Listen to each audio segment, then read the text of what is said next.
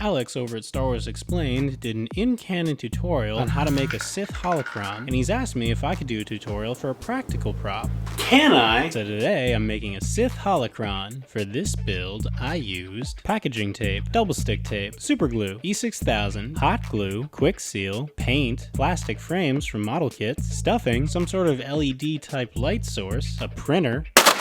Tell me what your error code is now, you cardboard, cardstock, plastic transparencies, transparent or semi-transparent red plastic, something to sand with, and something to cut with. Might I suggest scissors, razor pens, or a box cutter, perhaps? First I got an image off Google. I reversed the colors and stretched it out a bit because I didn't want this pyramid to come out shorter once I folded all the sides inward. I printed it out onto cardstock and cut that out to make a stencil. I used that stencil to trace 4 triangles onto a sheet of red plexiglass. I cut those out on my Blade Runner.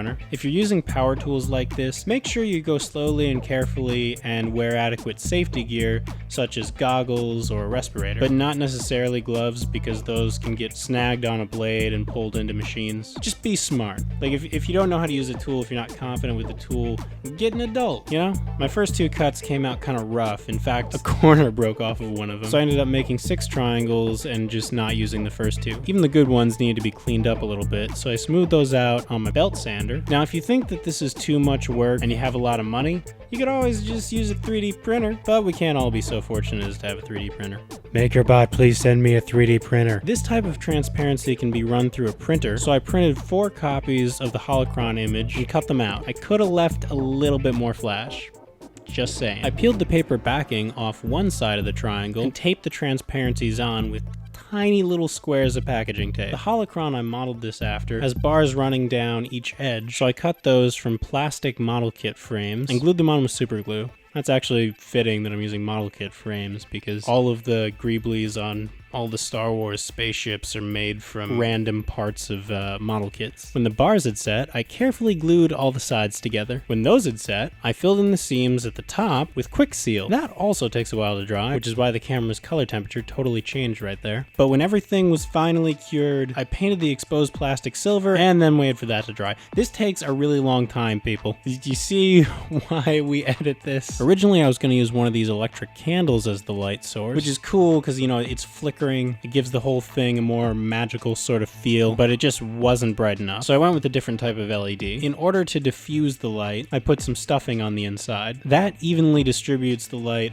over every surface, so you don't just have like a bright top of the pyramid and then lens lines along the sides. Oh, I ended up using like a third the amount of stuffing that I just shoved in there. Also stuff not pictured in this tutorial, me using tweezers to get a pyramid of stuffing out of a teeny tiny little hole. I lightly glued the base on with hot glue because if I ever needed to get in there again, hot glue isn't the most challenging substance. If I used super glue on this, I'd have to break the whole thing. For the outside detail, I used a razor pen and a metal ruler to cut out more geometric shapes. Then I traced that onto cardboard and cut those out. This took forever, guys. So much of my life. I painted those gold and used very conservative amounts of E6000 to attach them to the Holocron. You don't want it just spreading out over the whole thing. I took the glyphs from before, cut them out, and attached them with double stick tape. During the lighting test, I noticed a tiny bit of light leak, so I went back over all the edges with a second coat of silver. This looks best in low light, so let's check that out.